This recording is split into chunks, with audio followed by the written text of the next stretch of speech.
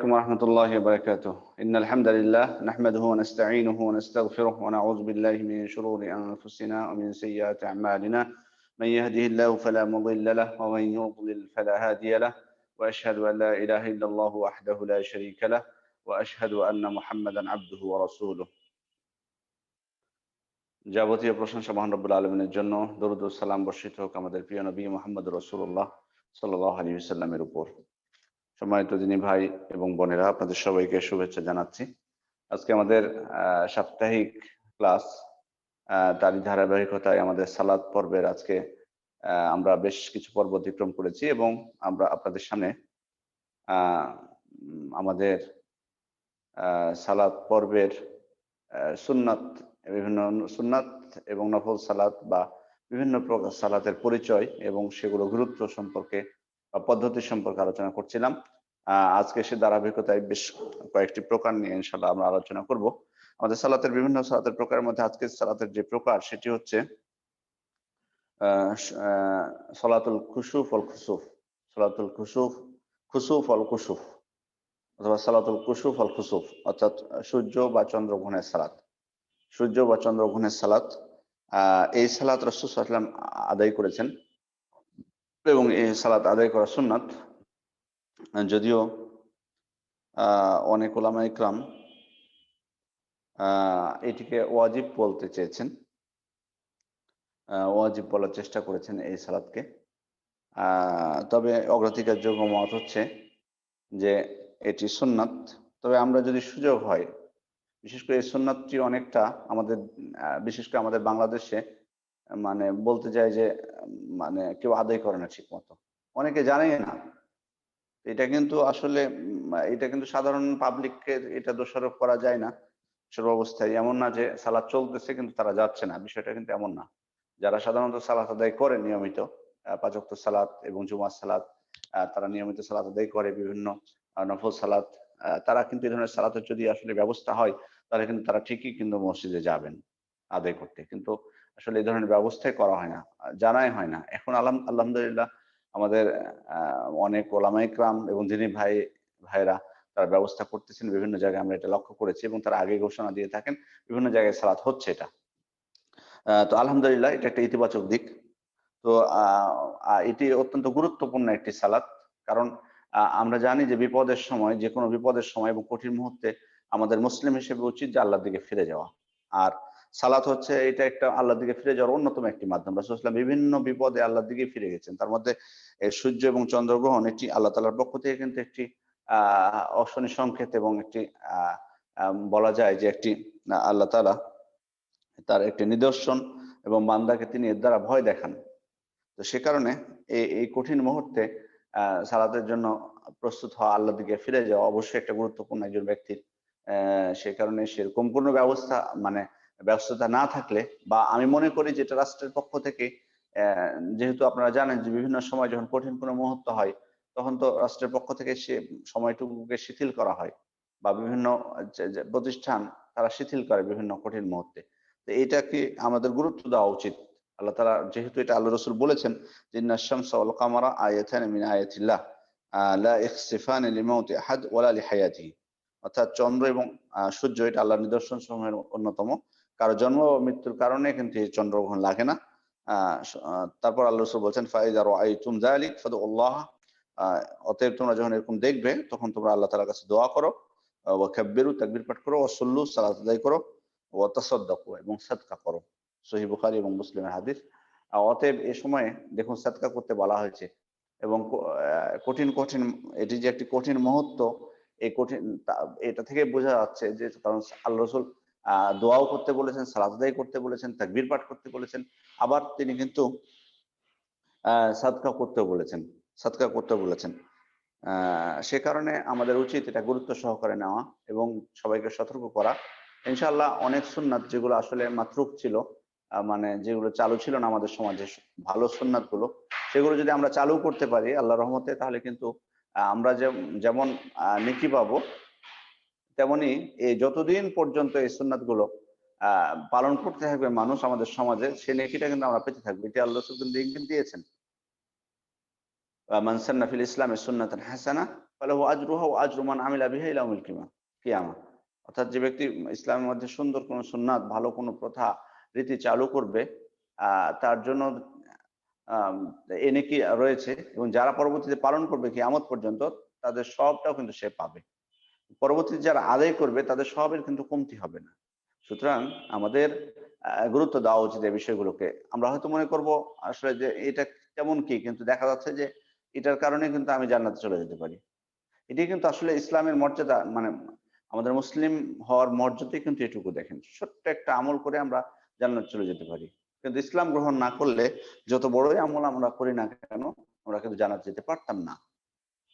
আপনি দেখুন যে একটা ছোট্ট একটা কাঁটাযুক্ত ডাল আপনি যদি রাস্তা থেকে সরিয়ে দেন, আল্লাহ এর বিনিময়ে আপনাকে ক্ষমা করে দিবেন, জান্নাতও দিবেন। আল্লাহ রাসূল বলছেন। অথচ আপনি যদি ইসলাম গ্রহণ না করেন, আপনি দুনিয়ার মানুষের কষ্ট যদি আপনি দূর করে দেন, তবুও কিন্তু আপনি জান্নাত যেতে পারবেন না, বরং স্থায়ী জাহান্নামে যাবেন। সে কারণে এটি কিন্তু ইসলামের মর্যাদা। সামান্য একটা কাজ করে কিন্তু আমরা অনেক মর্যাদা লাভ করতে পারি। যাই হোক, যে কথা বলছিলাম, সূর্যগ্রহণ এবং চন্দ্রগ্রহণের সালাত, এটি যখন সূর্যগ্রহণ বা চন্দ্রগ্রহণ হবে তখন আদায় করা যায়, এবং এটি নিষিদ্ধ সময়েও, যেমন আসরের পরে, আপনারা জানেন আসরের পর থেকে মাগরিব পর্যন্ত কোনো সালাত নেই। কিন্তু এই সালাত আদায় করা যাবে, কারণ এটি কারণযুক্ত একটি সালাত। তখন যদি সূর্যগ্রহণ বা চন্দ্রগ্রহণ লাগে। আ যে বলছিলাম, এখানে আরেকটা বিষয় যে পদ্ধতি কিন্তু সাধারণ সালাতের মতো নয়। আপনারা এখানে জানেন যে আ ২ রাকাত সালাতই পড়তে হয় এখানে। কিন্তু আপনার প্রতি সালাতে কিন্তু ২ টি রুকু রয়েছে। প্রতি সালাতে ২ টি রুকু রয়েছে। আ আপনি স্বাভাবিক অন্যান্য সালাতের মতো সালাত শুরু করবেন, ইমাম সাহেব। সালাত শুরু করার পর আ আপনার সূরা ফাতিহা পড়বেন। তারপরে দীর্ঘ করবেন। কেরাত অনেক দীর্ঘ করবেন। এটা এমন না যে ২ রাকাত সালাত চট করে পড়ে নিবেন, এটা না। দীর্ঘ করবেন। চেষ্টা করবেন যতক্ষণ সূর্যগ্রহণ থাকবে সাধারণত আ ততক্ষণ দীর্ঘ করার চেষ্টা করবেন। এবং এই কারণে কিন্তু আমাদের কোরআন মুখস্থ যাদের আছে তাদেরকে ইমামতির ক্ষেত্রে অগ্রাধিকার দেওয়া উচিত। দীর্ঘ করবেন তিনি। দীর্ঘ করার পর রুকুতে যাবেন। রুকুতে যাওয়ার পর রুকুও দীর্ঘ করবেন। রুকু থেকে উঠে অ্যা রুকুর সামি আল্লাহু লিমান হামিদা বলার পর তিনি কিন্তু স্বাভাবিকভাবে সিজদায় চলে যাওয়ার কথা, কিন্তু সিজদায় যাবেন না। উনি পুনরায় আবার কেরাত শুরু করবেন। উনি পুনরায় কেরাত শুরু করবেন। অন্য কোনো জায়গা থেকে আবার তিলাওয়াত করবেন। দীর্ঘ তিলাওয়াত তিনি করবেন। আ দীর্ঘ তেলাওয়াত করে আম আবার তিনি রুকুতে যাবেন। আবার তিনি রুকুতে যাবেন। আ তারপর রুকু থেকে উঠে সিজদায় যাবেন। রুকু সিজদা দীর্ঘ করবেন তিনি। তারপর আবার উঠে যাবেন। উঠে যেয়ে ১ম রাকাত যেভাবে পড়েছেন, ২য় রাকাত আবার সেভাবে পড়বেন। আপনারা খেয়াল করেছেন যে অন্য সালাত থেকে পার্থক্য কি? পার্থক্য হচ্ছে যে প্রতি রাকাতে অন্যান্য সালাতে ১ টি রুকু এবং ২ টি সিজদা থাকে। কিন্তু এই সালাতে প্রতি রাকাতে ২ টি রুকু এবং ২ টি সিজদা রয়েছে। ২ টি রুকু এবং ২ টি সিজদা। অর্থাৎ একবার রুকু থেকে উঠে সিজদায় না যেয়ে আবার কেরাত আরম্ভ করা। লম্বা কেরাত করার পর তখন সিজদায় যাওয়া। এভাবে এটাই হচ্ছে সালাতের পদ্ধতি। এর আ এক্সট্রা এর থেকে ভিন্ন কোনো পদ্ধতি নেই। আ সালাত শেষে ইমাম সাহেব মুসল্লিদেরকে স্বাভাবিক, আল্লাহ রাসূল যেমন সতর্ক করেছিলেন সাহাবা ইকরামকে, তিনি সতর্ক করবেন এ বিষয়ে, এবং লোকদেরকে দোয়া করতে বলবেন আল্লাহ তাআলার কাছে। এ বিষয়ে সংক্ষিপ্তভাবে তিনি বক্তব্য দিতে পারেন। আ এটি হচ্ছে সলাতুল কুসুফ ওয়াল খুসুফ সংক্ষিপ্ত হবে।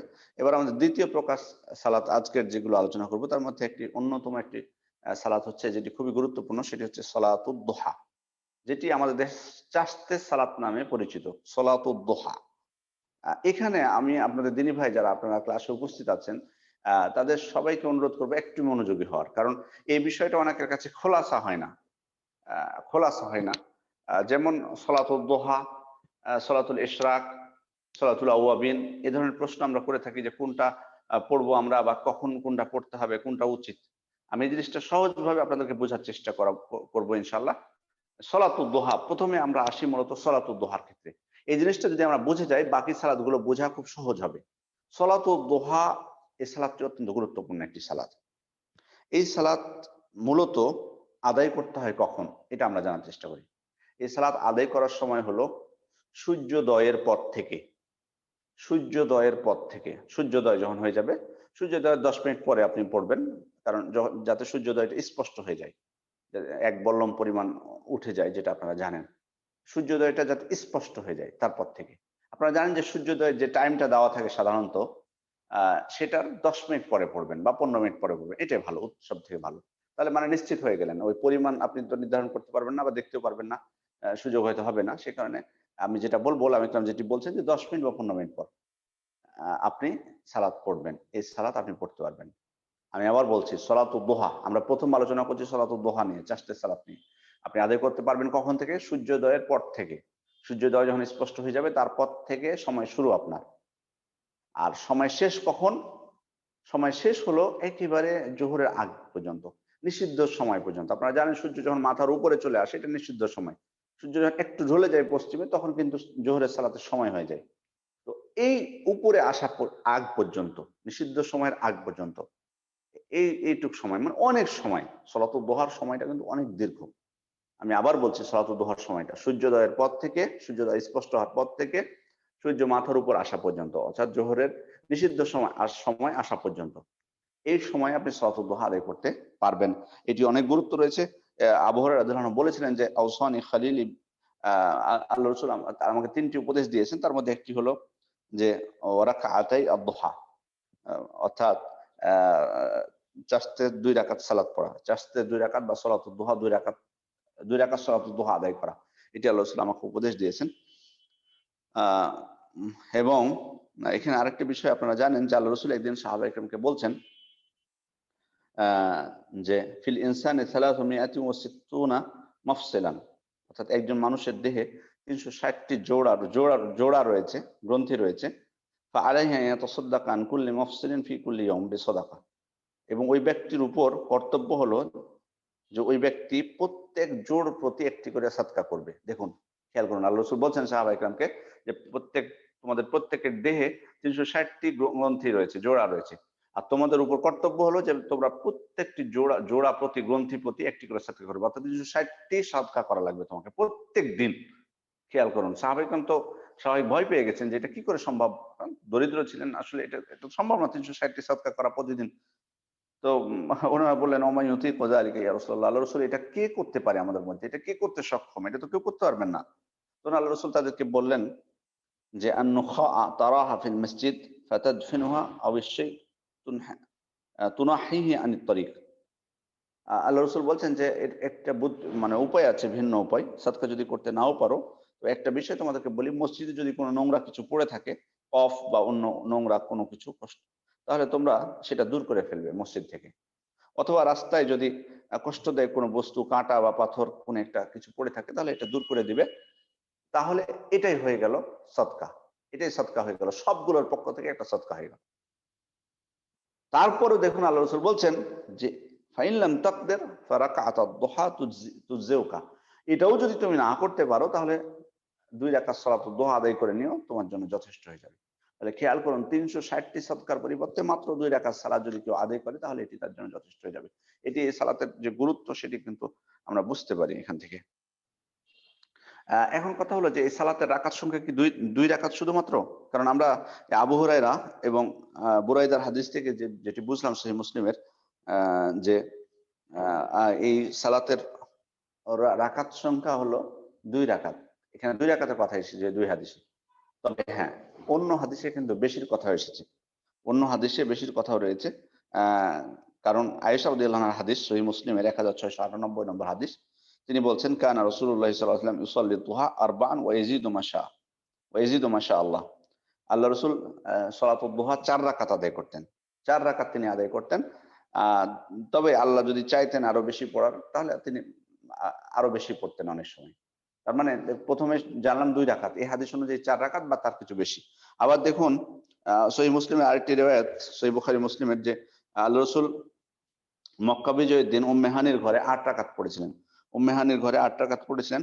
যে এই সমস্ত হাদিসের উপর ভিত্তি করে উলামা ইকরাম বলছেন যে সালাতুদ দুহা বা চাষতের সালাতের মানে নির্দিষ্ট কোনো সংখ্যা নেই, বরং 2 রাকাত করে একজন ব্যক্তি যত ইচ্ছা পড়তে পারে। 2, 4, 6, 8, 10, যেটা যতটুকু সক্ষম তিনি 2 রাকাত করে পড়তে পারেন এই সমস্ত হাদিসগুলোর উপর ভিত্তিতে।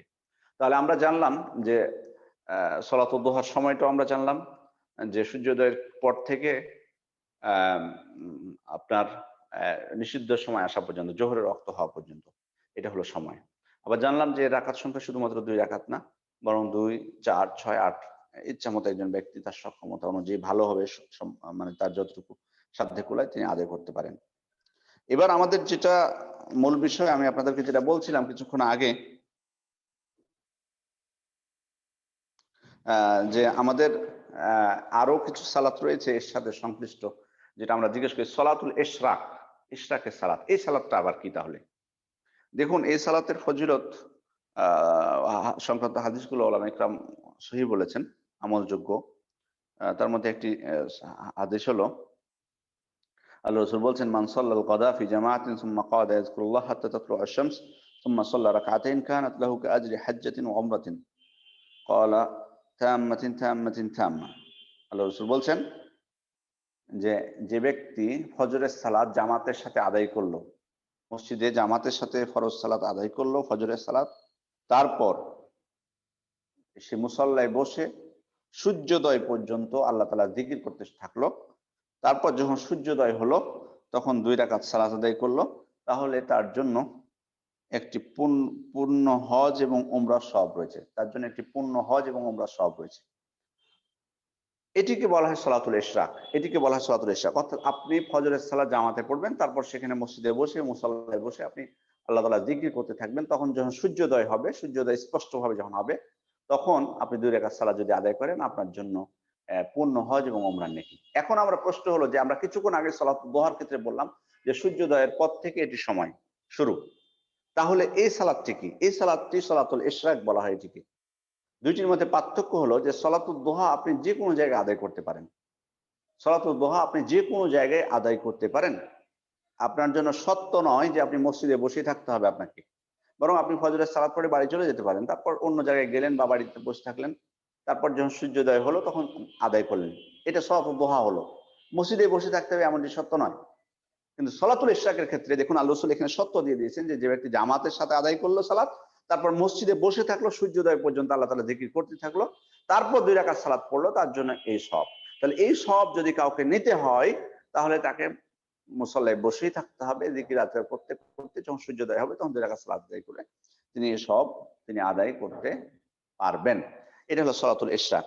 এখন আমরা মনে হয় স্বাভাবিকভাবে বুঝতে পেরেছি যে কোনো ব্যক্তি যদি সলাতুল ইশরাক আদায় করে, অর্থাৎ ফজরের সালাত জামাতে আদায় করার পর বসে বসে আল্লাহ তাআলা জিকির করেন, তারপরে সূর্যোদয় হওয়ার পর 2 রাকাত সালাত আদায় করেন, তাহলে সলাতুল ইশরাকের যে সওয়াব পূর্ণ হজ এবং উমরার, সেটি যেমন তিনি পাবেন, সাথে সাথে সলাতুল দুহার যে নেকি সেটাও পেয়ে যাবেন। সেটা পেয়ে যাবেন, কারণ সলাতুল দুহার মানে সালাত তো সময় শুরু আপনার সূর্যোদয়ের পর থেকেই। সেটা যে কোনো জায়গাতে হোক, সেটা মসজিদে হোক বা যে কোনো জায়গাতেই হোক। সে কারণে উনি 2 রাকাত আদায় করলে সলাতুল ইশরাকের যে সওয়াবটা পেয়ে যাবেন, তেমনিভাবে সলাতুল দুহার সওয়াবটাও পেয়ে যাবেন এবং উনার প্রত্যেকটা জোড়া প্রতি সাদকা যেটা, সেটাও সওয়াব সদকা করার যে বিধান, সেটাও কিন্তু তার হয়ে যাচ্ছে। সেটাও তার হয়ে যাচ্ছে। সে কারণে এটি হচ্ছে পার্থক্য। এটি হচ্ছে পার্থক্য। আমরা মানে সলাতুল যদি মসজিদে জামাতে সালাত আদায় করার পর বসে জিকির আজকার করি এবং সূর্যোদয়ের পরে 2 রাকাত সালাত আদায় করি, তাহলে আমরা সলাতুল ইশরাকের যে সওয়াব সেটা তো পাবোই, বরং সলাতুল দোহার সওয়াবও পেয়ে যাব। কারণ সলাতুল দোহার সময় তখন হয়ে গেছে। উভয়টাই কিন্তু আমরা পেয়ে যাচ্ছি। এটা হলো লাভ। আর আমি যদি মসজিদে বসে না থাকি বা অন্য জায়গায় পড়ি, তাহলে সমস্যা নেই। অন্য জায়গায় পড়লে সলাতুল দোহার সওয়াবটা পাবো, কিন্তু সলাতুল ইশরাকেরটা পাওয়া যাবে না। এবার আমরা আসি যে আল্লাহ রাসূল বলছেন, দেখুন সলাতুল আওয়াবিন কোনটা? সলাতুল আওয়াবিন কোনটা? আল্লাহ রাসূল বলছেন সলাতুল আওয়াবিন হিনা তারমাদুল ফিসাল। অর্থাৎ আওয়াবিন হলো আল্লাহর দিকে প্রত্যাবর্তনকারী বান্দা যারা। সলাতুল আওয়াবিন কখন? আল্লাহ রাসূল বলছেন যখন রৌদ্রের তাপে উটের বাচ্চার পা পুড়ে যায় বালিতে, ওই সময়টা হচ্ছে সলাতুল আওয়াবিন হিনা তারমাদুল ফিসাল। উটের বাচ্চার পা রৌদ্রের তাপে বালিতে পুড়ে যায় যখন, ওই সময়টা। এর সময় নির্ধারণ করতে যে ওলামায়ে কেরাম অনেকেই বলেছেন যে সূর্যের তাপ যখন প্রখর হয় তারপর থেকে সময়টা শুরু হয়। অর্থাৎ ধরুন সকাল ৯টা বা ১০টা, যেটাই আপনারা মনে করেন, সকাল ৯টা ১০টার দিক থেকে সাধারণত সূর্যের তাপটা প্রখর হয়ে যায়। ১০টা বলতে পারেন, সূর্য ৯টা বা ১০টার দিক থেকে। এই সময়টাকে, এই সলাতুল দোহাটা কেউ যদি আদায় করে এই সময়, তাহলে সেটাকে সলাতুল আওয়াবিন বলা হয়। আশা করি পার্থক্যটা মানে বুঝতে পেরেছেন বিষয়টা। সলাতুল দোহা কেউ যদি, আমি আবার বলি, কেউ যদি সলাতুল দোহা মসজিদে বসে থেকে জিকির আজকার করে আদায় করে থাকে, তাহলে সেটা সলাতুল ইশরাকেরও সওয়াব তার হয়ে যায়। আর যদি কেউ তখন আদায় না করে পরবর্তীতে সূর্যের তাপ প্রখর হওয়ার পর যে কোনো স্থানে আদায় করে, তাহলে সেটাকে সলাতুল আওয়াবিনও বলা হয়। সলাতুল দোহার পাশাপাশি সলাতুল আওয়াবিনও সেটাকে বলা হয়, প্রত্যাবর্তনকারীদের সালাত। আশা করি আমি মনে হয় আপনাদেরকে ৩টি সালাতের পরিচয় বা পার্থক্য বা কি বা সম্পর্কটা কি, এটা কিন্তু আমি বোঝাতে পেরেছি আমার মনে হয়। যদি পুনরাবৃত্তি করার কারো যদি বোঝার সমস্যা হয়, ইনশাআল্লাহ আমাদের মানে অনুষ্ঠান আলোচনা শেষে আপনারা প্রশ্ন করতে পারেন। তো আমার মনে হয় বুঝেছেন সবাই বিষয়টা, পার্থক্যটা, এবং এই বিষয়ে আর প্রশ্ন করার প্রয়োজন হবে না। তবুও যদি বুঝতে সমস্যা হয়, অনেক ভাইরা বুঝতে পারেন না, আপনারা তাদেরকে বুঝাবেন। আপনারা যদি বুঝে থাকেন, আপনারা তাদেরকে বুঝিয়ে দিবেন বিষয়টা ভালোভাবে। ইনশাআল্লাহ আপনারা বুঝেছেন আশা করি। উম আমরা এবার আরেকটি সালাতের পরিচয়ে আমরা চলে যাব। সেটি হচ্ছে তাহিয়াতুল ওযু। তাহিয়াতুল ওযু আপনারা জানেন, অর্থাৎ ওযু করার পর সালাত আদায় করা। এটিও সুন্নাত, একটি অত্যন্ত গুরুত্বপূর্ণ সুন্নাত। আল্লাহ রসুল বেলাল রাদিয়াল্লাহু আনহুকে বলেছিলেন, বেলাল রাদিয়াল্লাহু উদ্দেশ্য করে আল্লাহ সাইদিন বলছেন, ইয়া বেলাল হাদ্দিসনি বিআরজা আমালিন আমিলতুহু ফিল ইসলাম ফাইন্নী সামি'তু দাফফানা আলাইকা বাইনা ইয়াদাই ফিল জান্নাহ। বেলাল, তুমি তোমার পছন্দনীয় সবথেকে মানে পছন্দনীয় এমন একটি আমলের কথা বলো যা তুমি আমল করো। কারণ আমি মানে মিরাজের রাত্রে জান্নাতে আমি আমার সামনে তোমার জুতার শব্দ শুনেছি। আমি আমার সামনে তোমার জুতার শব্দ শুনেছি। আমি আল্লাহ রাসূল বলছেন যে আমি জান্নাতে আমি আমার সামনে তোমার আমার, এটা স্বপ্নে হতে পারে অথবা মিরাজের রাত্রে হতে পারে। আল্লাহ রাসূল আবু হুরায়রা বেলাল রাদিয়াল্লাহু আনহুকে বলছেন যে তুমি কি এমন আমল করো যেটা তোমার কাছে খুব পছন্দনীয় এবং তুমি সে আমলটায় খুব আশা রাখো আল্লাহ তাআলার কাছ থেকে, যে আমলটা কারণে আমি জান্নাতে আমার সামনে তোমার জুতার পায়ের শব্দ শুনেছি। তখন বেলাল রাদিয়াল্লাহু আনহু বলছেন যে আল্লাহ রাসূল, আমি তো তেমন কোনো খুব বেশি ওরকম ভারী কোনো আমল, বড় কোনো আমল করিনি। তবে যখনই বলছেন যে আন্নী লাম আতাতাহহার তুহুরান ফি সাআতিন মিন লাইলিন আও নাহারিন ইল্লা সাল্লাইতু বিযালিকা তুহুর মা কুতিবা লি আন উসাল্লিয়া। আল্লাহ রাসূল, আমি দিনের মধ্যে যখনই পবিত্রতা অর্জন করি, ওযু করি বা গোসল করি বা তায়াম্মুম করি, তখনই আ যতটুকু আমার সাধ্যে কুলায় আমি সালাত আদায় করি। সহিহ বুখারী এবং মুসলিমের হাদিস। তাহলে এটা অত্যন্ত গুরুত্বপূর্ণ একটি হাদিস থেকে যেটা বোঝা গেল যে ওযুর পরে সালাত আদায়ের কারণে দেখুন আল্লাহর কি মর্যাদা তার, যে আল্লাহ রাসূল বলছেন যে আমার সামনে আমি তোমার জুতার পায়ের শব্দ শুনতে পেয়েছি। অন্য হাদিসে আল্লাহ রাসূল বলছেন, মা মিন মুসলিমিন ইয়াতাওয়াদ্দাউ ফায়ুহসিনু ওযুআহু সুম্মা ইয়াকুমু ফায়ুসাল্লি রাকাতাইন মুকবিলান আলাইহিমা বিকলবিহি ওয়া ওয়াজহিহি ইল্লা ওয়াজাবাত লাহুল জান্নাহ। অর্থাৎ যে ব্যক্তি খুব সুন্দরভাবে ওযু করে, তারপর খুবই একাগ্রতার সাথে সালাত আদায় করে, মানে তার দেহ এবং মন, তার দেহ এবং মন নিয়ে একেবারে আদায় করে, তার মন অন্যদিকে যায় না। একাগ্রতার সাথে খুবই একনিষ্ঠভাবে খুশু-খুদু সহ সালাত আদায় করে কেউ যদি, আল্লাহ রাসূল বলছেন তার জন্য জান্নাত অপরিহার্য হয়ে যায়, অবধারিত হয়ে যায় তার জন্য জান্নাত। এটি সহিহ মুসলিমের হাদিস। অন্য হাদিসে এসেছে যে কেউ এমনটি করলে গুফিরা লাহু মা তাকাদ্দামা মিন যামবিহি, তার পূর্বের সকল গুনাহ খাতা ক্ষমা করে দেওয়া হয়। দেখুন, মাত্র ছোট্ট একটি আমল যদি আমরা কেউ করি, তাহলে আ আমরা দেখুন জান্নাত অপরিহার্য হয়ে যাচ্ছে, ওয়াজিব হয়ে যাচ্ছে, সকল গুনাহ খাতা মাফ হয়ে যাচ্ছে।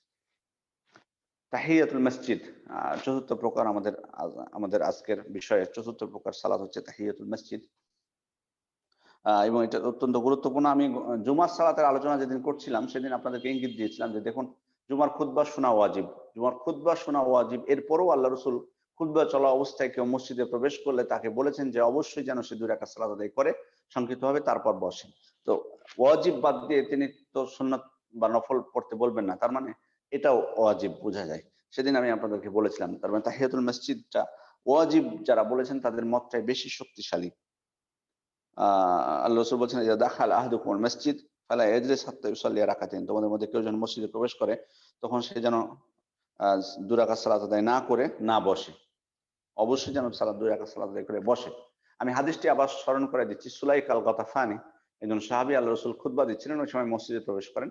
তো উনি বসে পড়েন। তো আল্লাহ রাসূল বললেন, এই কুম ফারকা রাকাতাইন ওয়া তাজাওয়াজ ফিহিমা। তুমি উঠো, উঠে সংক্ষিপ্ত হয়ে 2 রাকাত সালাত আদায় করো। তারপর লোকজনকে আল্লাহ রাসূল সতর্ক করে দিলেন, ইযা জাআ আহাদুকুমুল জুমআহ ওয়াল ইমামু ইয়াখতুব ফালইউসাল্লি রাকাতাইন ওয়াল ইয়াতাজাওয়াজ ফিহিমা। তোমাদের মধ্যে কেউ যখন মসজিদে প্রবেশ করে জুমার দিন, তো আর ওই সময় যদি ইমাম সাহেব খুতবা দেন, তাহলে তোমরা ২ রাকাত সংক্ষিপ্তভাবে সালাত আদায় করে বসে পড়ো। তাহলে দেখুন এখান থেকে বোঝা যাচ্ছে যে খুতবা চলা অবস্থা, খুতবার মতো এত গুরুত্বপূর্ণ একটি ওয়াজিব তিনি বাদ দিয়ে তিনি ২ রাকাত সালাত আদায় করতে বলছেন। তার মানে এটাও ওয়াজিব। সে কারণে তাহিয়াতুল মসজিদ যারা ওয়াজিব বলেছেন তাদের মতটাই বেশি শক্তিশালী। যদিও অনেকে সুন্নতে মুআক্কাদা বলেছেন। আপনাদেরকে বলেছি যে এই সমস্ত পরিভাষার দিকে আমরা না যেয়ে আমরা বরং সেটাকে গুরুত্ব সহকারে নিব। সে কারণে আমাদের যদি সময় থাকে তাহলে আমরা না বসে বরং ২ রাকাত সালাত আদায় করে মসজিদে বসবো। এখানে একটা বিষয় আপনাদেরকে বলে রাখি, যে একটি মূলনীতি আপনাদেরকে বলি। যদিও উসুল ফিকহের একটি মূলনীতি, তবুও আপনাদের যেহেতু একটি ক্লাস, আমি বোঝানোর চেষ্টা করি আপনাদেরকে। হয়তো বুঝলে আপনাদের অনেক কিছু পরিষ্কার হবে এই বিষয়গুলো। অনেক সময় হয়তো দ্বিধাদ্বন্দ্বের। একটি উসুলে ফিকহের একটি কায়দা হচ্ছে, একটি পরিভাষা আছে, সেটা হচ্ছে উমুম ও খুসুস ওয়াজহি। উমুম ও খুসুস ওয়াজহি। এই পরিভাষাটা কিন্তু দেখুন এখানে প্রযোজ্য হবে। সেটা হচ্ছে যে নিষিদ্ধ সময়ে কেউ যদি মসজিদে প্রবেশ করে, নিষিদ্ধ সময় কেউ যদি মসজিদে প্রবেশ করে, তাহলে সে কি তাহিয়াতুল মসজিদ আদায় করবে কি করবে না? ওলামা ইকরাম বলছেন আদায় করবে। একদল ওলামা ইকরাম বলছেন আদায় করবে, আরেকজন ওলামা ইকরাম বলছেন আদায় করবে না। যেমন আসরের পর আপনি যদি মসজিদে প্রবেশ করেন, তাহলে কি আপনি তাহিয়াতুল মসজিদ আদায় করবেন নাকি বসে পড়বেন? এই অজুহাতে যে এখন নিষিদ্ধ সময়, আসরের পর কোনো সালাত নেই, বিধায় আমি পড়বো না, আমি তাহিয়াতুল মসজিদ পড়বো না, আমি বসে পড়লাম। আরেক দল বলছে না, আল্লাহ রসুল মসজিদে প্রবেশ করলেই ২ রাকাত সালাত আদায় করতে বলছেন। এটাকেই বলা হয় মূলত উমুম খুসুস ওয়াজি। উমুম খুসুস ওয়াজি কি? ওনারা বলছেন আম, আরবিতে একটা শব্দ আছে আম খাস। আম খাস, আম হলো অর্থাৎ সার্বিক, সবকিছুকে সে অন্তর্ভুক্ত করে, সবকিছুর জন্য প্রযোজ্য, সব সময় প্রযোজ্য। আর খাস হলো বিশেষ নির্দিষ্ট হবে তার হুকুমটা, সবার জন্য নয়, বা সব জায়গার জন্য নয়, বা সবকিছুর জন্য নয়, এটা বলে খাস। এখানে এই বিধানগুলোতে কোনো বিধানে ২টা বিধান থাকে, সেখানে উমুম ও খুসুসি। বিধানটিকে একদিক থেকে আম বলা যায়, আবার আরেক দিক থেকে খাসও বলা যায়। একদিক থেকে ওই আমলটিকে আম বলা যায়, আবার খাসও বলা যায়। কিভাবে সেটা? এই যে এটার ক্ষেত্রে আপনারা দেখুন যে যারা বলছেন যে আসরের পর মসজিদে কেউ যদি প্রবেশ করে, তাহলে তাকে তাহিয়াতুল মসজিদ আদায় করতে হবে না বা করা যাবে না। কারণ কি? ওনারা বলছেন যে এটা নিষিদ্ধ সময়, আর নিষিদ্ধ সময়ে সকল প্রকার সালাতই নিষিদ্ধ। আল্লাহ রসুল এই সময় সালাত পড়তে নিষেধ করেছেন। আর তাহিয়াতুল মসজিদও যেহেতু একটি সালাত, সেহেতু এই সালাতও নিষিদ্ধ। এই সালাত নিষিদ্ধ, এটি আম বিধান প্রত্যেক সালাতের জন্য, এটাকে তারা আম বলছেন। এখন বিষয় হলো যে আর ওই তাহিয়াতুল মসজিদের ক্ষেত্রে যখন ওনাদেরকে বলা হচ্ছে এই হাদিসটা, তাহলে এই হাদিসের ক্ষেত্রে কি জবাব দিবেন? এই হাদিসও তো আম। বিপক্ষ দল বলতেছেন যে এই হাদিসও তো আম। কিভাবে আম? যে আল্লাহ রসুল বলছেন যখন তোমাদের কেউ মসজিদে প্রবেশ করবে, তখন তোমাদের যেন ২ রাকাত সালাত না পড়ে না বসে। তো এখানে আল্লাহ রসুল নির্দিষ্ট সময় বলেননি, যে প্রত্যেক সময়ের জন্য প্রযোজ্য, যখনই মসজিদে প্রবেশ করবে, সেটা বৈধ সময় হোক আর নিষিদ্ধ সময় হোক, কোনো কিছু তিনি বেঁধে দেননি। বিধায় যখনই প্রবেশ করবে তখনই পড়তে হবে, এটাও আম। তাহলে দেখুন দুই পক্ষ কিন্তু আম দ্বারা দলিল পেশ করতেছে। তারা এই হাদিসে আম হাদিস দ্বারা দলিল পেশ করতেছে যে আল্লাহ রসুল যখনই মসজিদে প্রবেশ করতে বলেছেন তখনই পড়তে বলেছেন, সেটা যে সময় হোক না কেন, আসরের পর হোক, ফজরের পর হোক, মধ্যরাতে হোক, যখনই হোক। আর ওনারা বলছেন যে আল্লাহ এটা নিষিদ্ধ সময়, আর নিষিদ্ধ সময়ে সকল প্রকার সালাত নিষিদ্ধ, চাই সেটা তাহিয়াতুল মসজিদ হোক আর যেটাই হোক না কেন। এখন আপনি যাবেন কোথায়? এখন ইনারা উত্তর দিচ্ছেন, যারা আসরের পর সালাত আদায়ের পক্ষে, তারা বলছেন যে ঠিক আছে, আপনাদের কথা মেনে নিলাম যে এটা নিষিদ্ধ সময়, তবে সেটা নিষিদ্ধ সময়ের মধ্যে এই সালাদটা খাস। ওনারা বলছেন এই সালাদটা খাস, এটা নির্দিষ্ট যে এটা পড়া যাবে, অন্য সালাদগুলো নিষিদ্ধ, এটা খাস, এটা পড়া যাবে, এটা যেহেতু আলাদা দলিল রয়েছে। ওনারা আবার বলছেন যে হ্যাঁ, আপনাদের কথা মেনে নিলাম যে আল্লাহ রসুল মসজিদে প্রবেশ করলেই ২ রাকাত সালাত আদায় করতে বলেছেন, যখনই হোক সেটা, এটা মেনে নিলাম, কিন্তু এই সময়টা হচ্ছে খাস, এই সময়টা খাস, যেটা অন্য হাদিস দ্বারা প্রমাণিত, বিধায় এই সময়টা শুধুমাত্র বিরত থাকতে হবে, বাদ বাকি যে কোনো সময় হোক পড়া যাবে। তাহলে খেয়াল করুন, দেখুন প্রত্যেকেই কিন্তু নিজস্ব আম হাদিস দ্বারা দলিল দিচ্ছেন, আর ভিন্ন যেটাকে সেটাকে খাস হিসাবে তারা বলে তারা চেষ্টা করছেন। তাহলে দেখুন এখানে কিন্তু দলিল কিন্তু আপনার বাহ্যিক দৃষ্টিতে এমনি দেখলেই কিন্তু সবাই কিন্তু শক্তিশালী দলিল সবার কিন্তু। খেয়াল করুন, এটাকেই বলা হয় উসুলে ফিকহের দৃষ্টিতে উমুম এবং খুসুস ওয়াজি। আশা করি আপনারা মনে হয় বুঝতে পেরেছেন বিষয়টা। যে দেখুন সবাই আম হাদিস দ্বারা দলিল দিচ্ছেন এবং বিপরীতের যেটা বক্তব্য সেটাকে তারা খাস বলছেন। এটাই হলো বিষয়। এখন ওলামা ইকরাম বলছেন যে এই যখন পরিস্থিতি হবে তখন আমরা কোনটাকে গ্রহণ করব, কোনটাকে গ্রহণ করব, এটা হচ্ছে সমস্যা। যদি কোনোটা রহিত হয়ে থাকে, ওই সময় স্পষ্ট যদি কোনো বিধান চলে মানে এসে থাকে যে সেটা মানে রহিত কোনো অবস্থা থাকে, তাহলে সেটা ভিন্ন বিষয়। তবে সাধারণভাবে যদি এরকম বিধান আসে তাহলে এখানে দেখতে হবে যে কোন আমটা বেশি শক্তিশালী, কোন আমটা, দুইটাই তো আম, দুইটাই কিন্তু আম দলিল। কোন আমটা বেশি শক্তিশালী এটা দেখতে গেলে দেখা যাচ্ছে যে যারা বলেছেন যে পড়া যাবে না তাদের আমটা একটু দুর্বল। কেন তাদের আমটা দুর্বল? দুর্বল এই কারণে যে দেখুন তাদেরকে যদি আমরা এখন জিজ্ঞেস করি, বলুন তো আপনারা বললেন যে নিষিদ্ধের সময় তাহিয়াতুল মসজিদ পড়া যাবে না, নিষিদ্ধ সময়। আচ্ছা ওই সময় যদি কারো সালাতের কাজা থাকে তাহলে কি পড়া যাবে? তখন হ্যাঁ পড়া যাবে। কেন পড়া যাবে? কারণ আল্লাহ রসুল বলেছেন যে কারো সালাত কাজা থাকলে যখনই মনে পড়বে তখনই পড়ে নেবে, বিধায় পড়া যাবে। আচ্ছা তাদেরকে আমরা জিজ্ঞেস করবো যে আচ্ছা জানাজার সালাত কি পড়া যাবে ওই সময় আসরের পর? বলে হ্যাঁ পড়া যাবে। তাহলে এই যে আপনারা যে আম দলিল দিলেন এই আম দলিলটা দুর্বল হয়ে গেল, কারণ এখানে অনেকগুলো খাস ঢুকে গেছে যেটা আপনারা নিজেরাই স্বীকার করে নিচ্ছেন, বিধায় আপনাদের আমটা দুর্বল। কিন্তু আমাদের আম যেটা, যে আল্লাহ রসুল যখনই মসজিদে প্রবেশ করবে দেখুন এটাকে খাস করার কোনো খাস অন্য কোনো খাস নেই, আপনারা দেখান যে সেটাকে কোনোভাবে খাস করা হয়েছে। সে কারণে আমরা বলবো যে এ আম যারা দলিল দিয়েছেন যে মসজিদে যখনই প্রবেশ করবে তখনই পড়তে হবে, এই আমটা বেশি শক্তিশালী বিধায় এই বিধানটা তাহিয়াতুল মসজিদ যখনই প্রবেশ করুন না কেন সেখানে আদায় করা এই দলিলটা বেশি যুক্তিযুক্ত।